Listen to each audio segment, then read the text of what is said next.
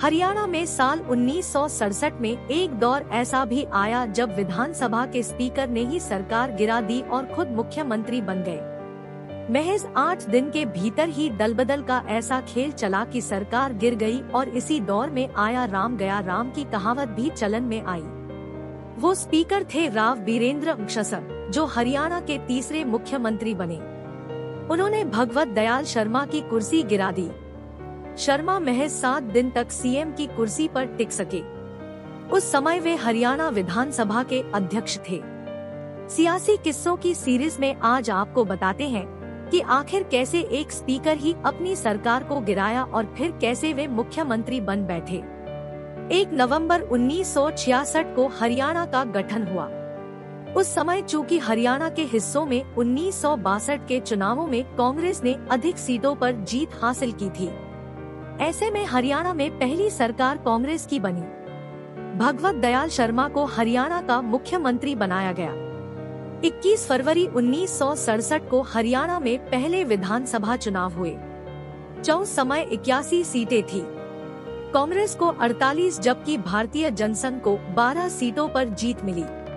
16 आजाद विधायक निर्वाचित हुए। यमुनानगर से विधायक चुने गए भगवत दयाल शर्मा 17 मार्च 1967 को मुख्यमंत्री बने। संयुक्त पंजाब की सियासत के समय से चौधरी देवीलाल, राव बीरेंद्र अंक्षसा, चौधरी रणबीर अंक्षसा हुड्डा का असर शर्मा से कहीं अधिक था। देवीलाल खुद 1952, 1958, 1962 में विधायक रह चुके थे। वे प्रताप अंक्षसा कैरो सरकार में संसदीय सचिव रहने के अलावा पंजाब प्रदेश कांग्रेस के अध्यक्ष भी रहे। चौधरी देवीलाल ने विधानसभा का चुनाव नहीं लड़ा, लेकिन उनके बेटे प्रताप चौटाला एलनाबाद से विधायक चुने गए। खैर, हाईकमान की पसंद भगवत दयाल शर्मा थे। पटौदी से विधायक बने राव बीरेंद्र अंक्षसा किसी तरह से विधानसभा के स्पीकर बनने में सफल हो गए। राव बीरेंद्र अंक्षसा भी कद्दावर नेता थे। कई बार विधायक रह चुके थे और अहिरवाल में उनका अपना एक दबदबा था। ऐसे में यह माना जा रहा था कि भगवत दयाल शर्मा अधिक समय तक टिक नहीं पाएंगे। राव बीरेंद्र अंक्षसा लगातार शर्मा की कुर्सी गिराने की जुगत में लगे थे। उस दौरान दलबदल का बड़ा खेल चला। आया राम गया राम की कहावत भी तब चलन में आई। गया लाल 1967 में फरीदाबाद के हसनपुर से आजाद विधायक निर्वाचित हुए। गयालाल ने 10,458 वोट हासिल करते हुए कांग्रेस के एम सिंह को 360 वोटों के अंतर से हराया। बाद में गयालाल कांग्रेस में शामिल हो गए। एक ही दिन में गयालाल ने 3 बार दलबदली की। वे कांग्रेस से जनता पार्टी में गए। कुछ ही घंटे बाद फिर से कांग्रेस में चले आए, फिर जनता पार्टी में चले गए और अंततः फिर कांग्रेस में शामिल हुए।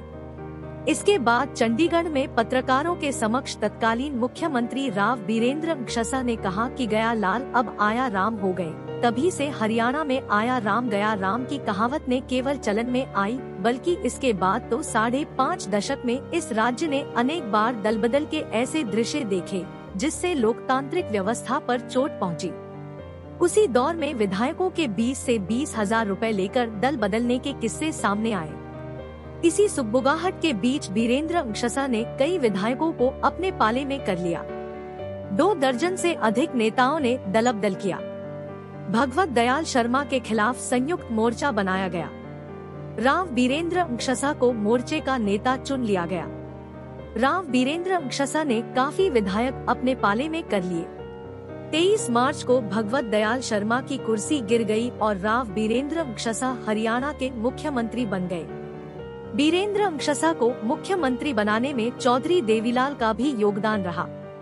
इससे पहले भगवत दयाल शर्मा को मुख्यमंत्री बनाए जाने के पीछे देवीलाल का भी अहम योगदान रहा। कुछ माह बाद ही मार्च माह में चौधरी देवीलाल और राव बीरेंद्र अंक्षसा ने मिलकर भगवत दयाल शर्मा को हटवा दिया। इसके बाद राव बीरेंद्र अंक्षसा मुख्यमंत्री बन गए। देवीलाल ने नवंबर 1967 में राव बीरेंद्र अंक्षसा को भी कुर्सी विहीन कर दिया और इसके बाद कुछ समय तक हरियाणा में राष्ट्रपति शासन लागू रहने के बाद 1968 में विधानसभा का चुनाव हुआ। हरियाणा में 1967 में भगवत दयाल शर्मा का मुख्यमंत्री बनना और फिर विधानसभा के स्पीकर की ओर से ही उनकी कुर्सी गिरा देना वास्तव में हैरान करने वाला किस्सा है।